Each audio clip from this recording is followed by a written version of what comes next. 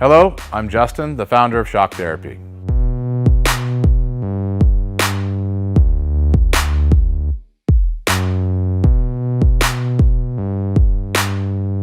Shock Therapy has been around for 5 years, but we have personally been tuning suspension on off-road cars and race vehicles for over 25 years. We tune between 10 and 15 cars per day, every single day of the week.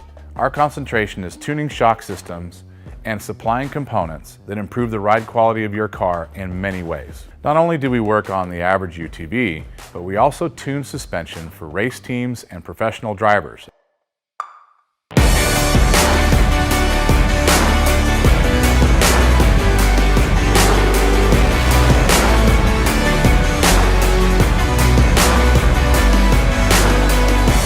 We currently tune for over 87 race teams in Best in Desert and Score. Our clients and race teams rely on our suspension components to allow them to win races and keep them safe. Suspension is a moving target. We are always trying to hit that target with every customer that we work with. Each customer's needs can be different, and we tune our kits accordingly. Our research and development never stops. We improve our components every single day. As the industry evolves and improves, so do our parts and kits. As of right now, we have over 100 products for UTVs. So when you bring your car to us, you have the satisfaction of knowing that you have the most experience, the highest quality products, and the fact that your car is being tuned specifically to you.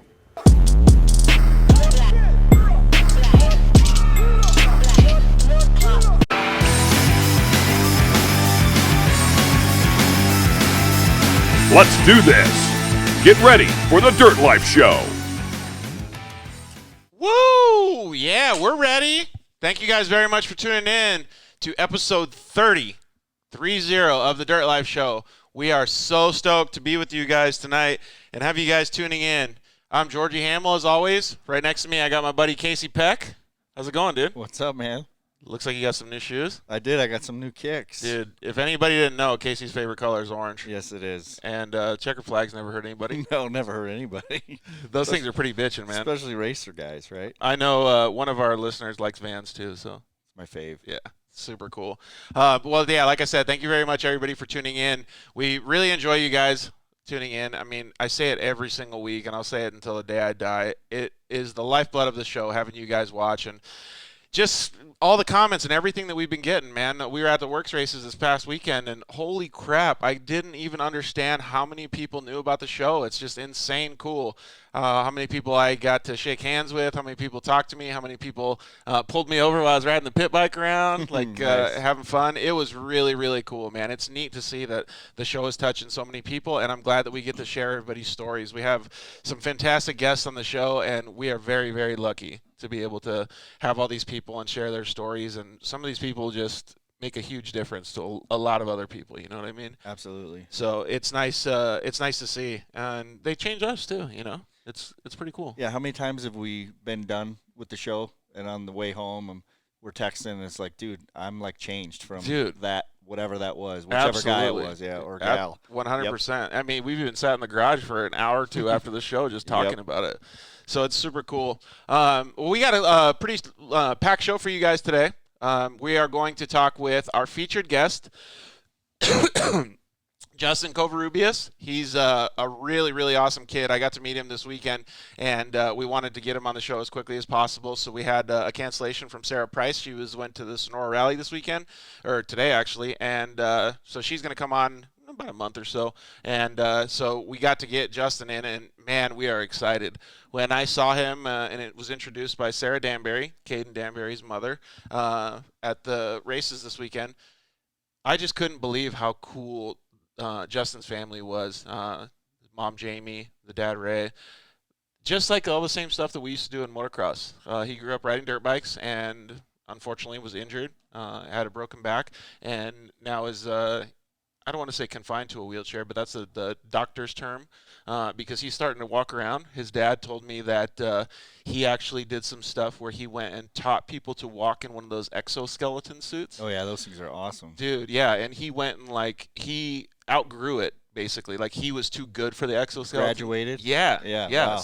And so that was cool to hear, and he went and actually took all his experience and started helping people with it, like Awesome. and showing them. So we can ask Justin some questions about that. He's just kind of getting into the side-by-side racing. He races a normally aspirated Polaris RZR, and he did really well this weekend. The track was super gnarly at the Works race in Havasu, and first time I ever been there, so it was cool to see. Kind of one line though, I didn't like it very much, but he did awesome. It was like a battle of attrition. Those races are like kind of like the desert stuff where, well, you've seen it in the RC car stuff too, but is that class more, what do you want to call it, spec or specific or stock or what's the word I'm looking for? Kind I guess of. spec, I guess. Yeah, so it's non-turbo, right? Because normally aspirated. Yeah, so the way that they do it, like nowadays, I guess even in Lucas and Works, it's kind of like 250 and 450 in Supercross. Okay. So the normally aspirated would be like the 250 class. Okay, right. And then the turbo class would be like the 450 class, Gotcha. like the real fast guys. But most of the time, the normally aspirated class is more competitive. I can because imagine. there's more people in that Sure. class. It's a little bit, not much, but more affordable. Right. And it's just a really good class. And that's where the Yamahas and the Hondas and stuff race too, because they don't make a production turbo vehicle. So that's got it right. So there's only two manufacturers that make a so production turbo. that already makes it bigger. Exactly. Yeah. So okay. you have 4 or 5 different manufacturers instead of just 2. Right. So it's pretty cool to see. I thought it was really neat that he was out there racing. I looked at his setup, the way that he has it, and since he's in the wheelchair, well, first of all, I want to finish what I was saying before I lose my train of thought. He kind of got out of the exoskeleton, and his dad was saying that he's starting to see if he can walk around and stuff. So I was, sharing my story with him a little bit and how I was doing things when I first got hurt. And, man, I think he's got a good chance. So it'll be cool to see his progression, Awesome. not just in racing, but in life, man. Sure. Heck So, yeah. and he's super young, so it'll be cool to watch his progression. Caden Danbury just chimed in. What's up, Caden? And, yeah, so I thought the Works racing was really cool, man. I really did. And, I don't know that it would beat Lucas in my mind because I just like the speed and the battles and things like that of Lucas. Sure. The Works racing is more desert kind of stuff. It was super duper cool. Would you say it's a little more grassroots? Absolutely. Because it's a little more regional? Yeah, I think so. Yeah. I definitely think it's more grassroots. However, I don't think that's a bad thing. I think that's awesome. I think we need more of that than everything being a championship race every time. Right, exactly. Like, across all types of racing. It's funny that you say that because we actually had a few discussions with other racers there about this same subject. And there's a lot of guys that are joining the Works Series now because of the grassroots portion. It's semi-affordable to race. And, if it's not like a Lucas professional race. Mm-hmm. It's really expensive to race those races. Absolutely. It's and I don't want to say it's a different level, but it really is when you talk about finances, team help. Right. You have to have a crew of people helping you, and there has to be a lot of things that go into the equation to be able to do it. Right. Whereas the work stuff, you can kind of just go in there, show up, run what you brung, and race. And to me, that was one of the awesomest things because there was so many people that were there. And they were kind of, I mean, if you have issues and you're stressed out, but they were almost de-stressed compared to what I'm used to in the professional Lucas ranks. Yeah, I could see that. Yeah, so it was cool, and it really reminded me of us growing up, like racing dirt bikes and stuff locally. Yeah, it seems like with that kind of venue that it is more open to everybody to show up. Like maybe people aren't as totally psyched up. And again, not to take anything from it because it's still awesome competition. Yeah. But maybe the family or the people or whatever, the specific person that wants to get into this, maybe that it's too lofty of a goal to all of a sudden go after a Lucas race. Yeah, 100%, and it is. And Lucas has their feeding ground at the regional level, right. But it's the Works racing is definitely a better feeder series for sure. That's good. And they had tons of people. They had quads, they had side-by-sides. I think they do dirt bikes, but they do it on a different weekend because there's too many people. Oh, nice. On the track. And that Lake Havasu track. That's a good sign. Yeah, that's what I was thinking too. Yeah. And that Lake Havasu track was super, super cool from a fan standpoint because there's so many places to watch from. Awesome. And you have the cool backdrops like the lake, and they have this one section. Well, they have two really cool sections, but one section where the side-by-side drivers come around like this really steep kind of cliff almost, and they're down on the bottom, and they're roosting sand into the lake coming back around towards you. And so they shoot back towards you, and then they go like through this little like single track, and then they have to jump over part of the lake that they like dug out. Oh yeah. And so it's like a river gap. Alligator pit. Yeah, it's like that same thing, but it was gnarly because they would jump over and you kind of land flat, so it looked like it hurt. But like Jesse Nelson posted a video today. Actually, he cased it and rode the front wheel for so long his fenders flew off. Flying like, W. Yeah, it was gnarly. But yeah, it was pretty much a flying W, but he saved it. So he scrubbed it every time after that. Nice. Did you do all right? Or do you want to get into that later? He did pretty good. Now we can get into it now. He did pretty good. He drove fantastic. Like, I didn't know what to expect from this race, first of all. I didn't know what to expect from Jesse. I didn't know what to expect from our, featured guest, Justin. I didn't know what to expect from the little guys, anybody. And it ended up really, like, changing the way that I looked at it because I saw how aggressive and how much effort these people are putting in to their driving skill set on these different courses. Like, how can I relate it like to motocross? So all the motocross guys and supercross guys always think that's it. They're the coolest, right? Like off-road guys are dumb. Like the whole, persona of it. Like, sure. We thought that when we were little. Now it's different. Like we like the off-road stuff, but the ability that these guys have to go around these tracks and this terrain is just phenomenal. Like, because you have to be able to read stuff way different. Well, remember when we were kind of, I won't say we were acting like that, but we were pro moto guys, right? Oh, right. So we're doing our thing.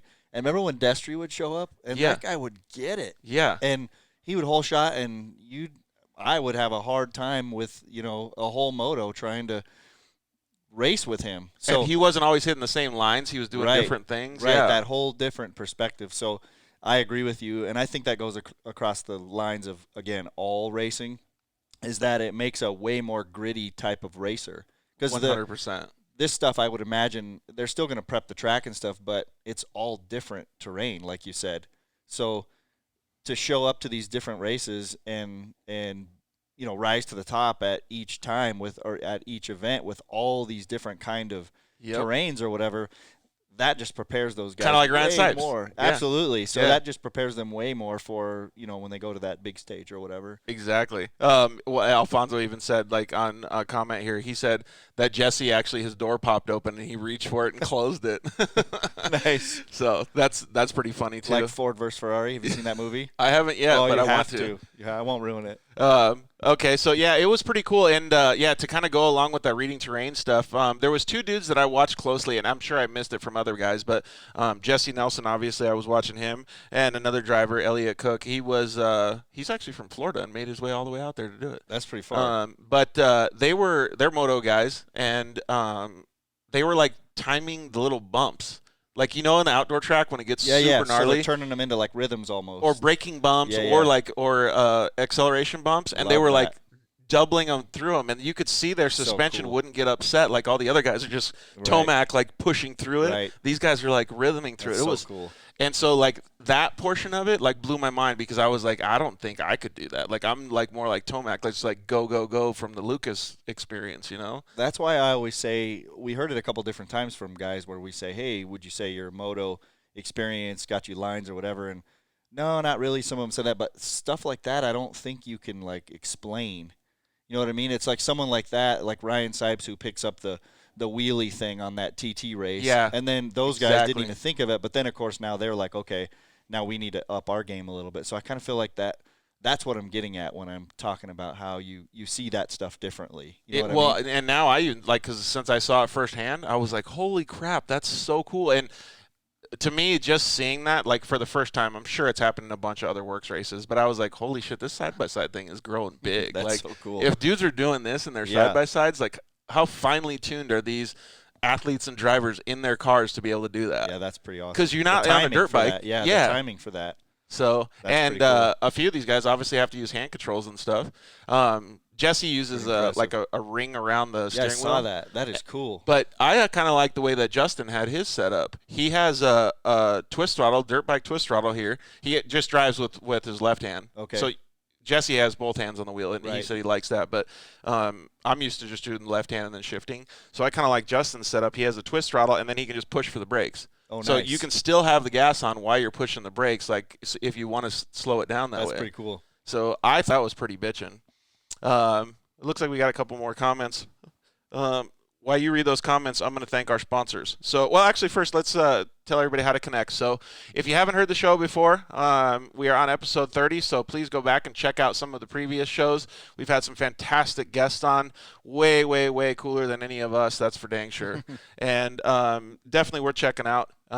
We always want you guys to connect. You can connect through our website, www.thedirtlifeshow.com. It has links to all of our social media. If you don't want to check that out, you can hit us up on social media at The Dirt Life Show on Facebook, YouTube, Instagram. Nobody uses Twitter anymore, so Except for the president. Yeah, you can. Yeah, And Steve. oh yeah, that's Steve true. Westfall. Both of them use. Yeah. So just check us out on all our social media platforms. And so we want to thank all of our sponsors. We have a new partner that we're working with that we're trying to grow the relationship, and we think it's going to be a fantastic hookup for everybody that's watching the show, and that's Rugged Radios. Rugged Radios is going to be giving away some stuff here shortly, so maybe in the next show or two, we'll be able to start the contest, and we'll be able to give away some radios to you guys. If you need some radios right now before we give away those radios, you can use the code DIRTLIFE at the ruggedradios.com website, and you can get a big old fat discount there. So thank you to the guys at Rugged Radios. Those guys are always super cool. They've helped us out a million times at the races, making sure that we can talk to each other. So we love those guys.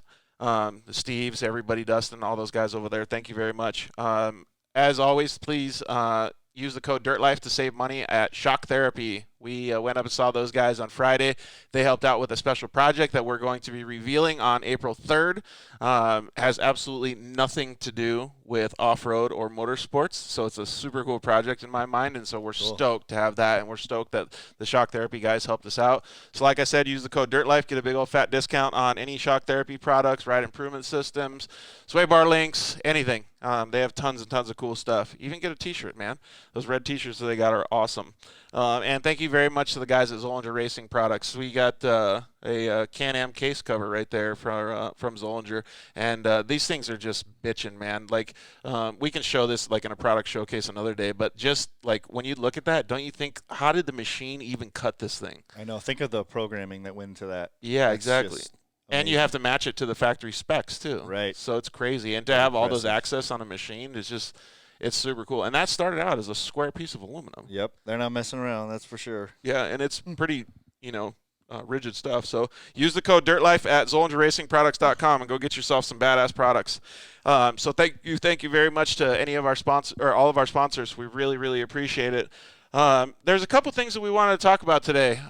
One that we just think is a serious and stupid subject at the same time. And I'll preface it by saying that because there is some seriousness to it. And Well, you coughed, and I was going to ask you if you had a fever. yeah, just check it out. Just kidding. Don't breathe on me. Don't breathe on me. Just kidding. But there's some serious to it. And one of the reasons we wanted to bring it up, because so many of our favorite events have been canceled because of this. I don't even want to say COVID-19 because 19 is my number and it pisses me off. Oh, no. Yeah. So, I'm calling it cough 19. okay, perfect. But 19's not good, so Just call it cough then. cough. Yeah. So we'll just call it cough from now on. But we're just upset because we can't see Supercross That's anymore. We really why I'm upset, absolutely. Isn't that terrible? We're making light of it, obviously, everybody, but Yeah. it was like, oh, man, it's bummed out and no toilet paper and whatever. And then I'm like, Supercross, are you kidding me? Yeah. Like that's the end of the world for us now. Yeah, my bad. So it definitely sucks that we're having to all go through this. But I guess just as a public service announcement, everybody just keep your shit clean. Like, Yeah. make sure that you take care of your kids. Make sure you keep your stuff clean. And everybody can make as much fun of it as they want. I think it's fantastic to see all these jokes and memes and stuff online and people talking shit. I even did it myself on my social media. So I think it's rad. But take it seriously and make sure you protect your family because that's the most important thing. And don't go spreading it around to other people either. Get checked and do all that stuff. Make sure that you're watching out for everybody. So enough preaching about that. We want to just make sure that everybody takes care of themselves so we can watch Supercross again as quickly as possible. Darn it. So that we don't miss it anymore. So a couple of comments were asking about when Justin was coming on. Probably, what time is it now? 6:20. Probably in the next 10 minutes or so. We just got a couple more subjects that we got to do, and we're going to bring Justin on. We'll go to commercial break, and then we'll bring him right on. We can't wait to talk to him. And the one of the questions I was going to ask you is, are you still hungry? Because you got some pot pie before before you got to. I did. Yeah, no, show, it was perfect.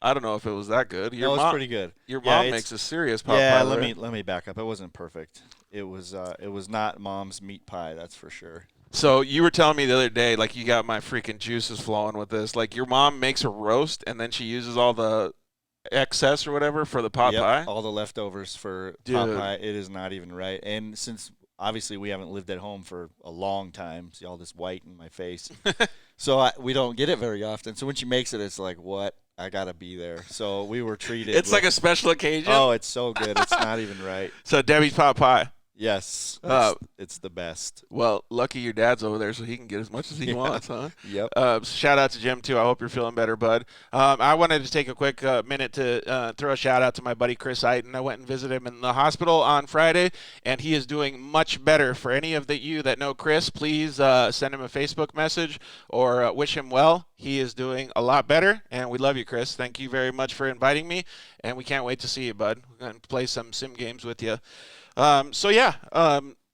Really the only thing that I want to talk about other than that was how really cool the works racing was. Like, first of all, they didn't stop it because of all the stuff, the madness that's going on. Yeah, they weren't scared, huh? So, yeah, and it's cool that they didn't, because so many people had such a great time, and I'm sure it brought out new people too. Sure. Again, I think it speaks to that grassroots approach. Imagine, I mean, that somebody came from Florida. Yeah, Elliot Cook. Obviously, everybody was rolling the dice a little bit because, you know, if you have a pulse and you have any kind of media, you know what's going on. He said they were like extra vigilant at the airport, but there was nobody there. Right.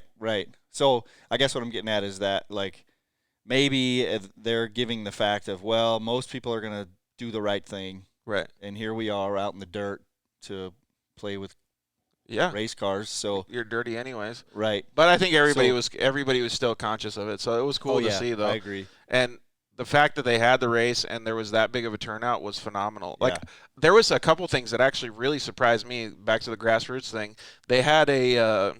Have you ever seen when they do those runs where they put like colored powder on you or whatever? Oh, the yeah. Little fun runs or whatever. Darn it! Yeah, I know exactly what you're talking about. They're called color runs or something, right? Like there's a bunch of them, but yes, I know they're what you're the fun about. runs, like not the mud run things, but they're like they put colored paste all over you. Right. So Jesse actually did it on a quad, and he had all kinds of color on it. Oh, really? But so they did this with all the kids, and there was hundreds of kids running the track.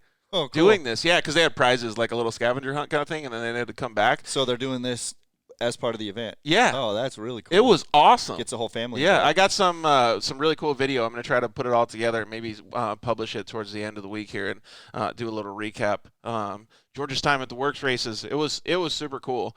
And I still can't get over the scenic views that they had at the races, man. It was just super rad. It sounds really awesome. The track got like really, really rainy, but they did a good job prepping it because it was like the dirt was primo, so. We got Matteo Burnett said, we love your show. Well, we love you too, Matteo. Oh, thanks. Really appreciate it. Yeah, color runs. That's what Caden Danbury said. Okay. So, yeah, that thing was cool, Caden. I don't know if you did it, but it was pretty neat.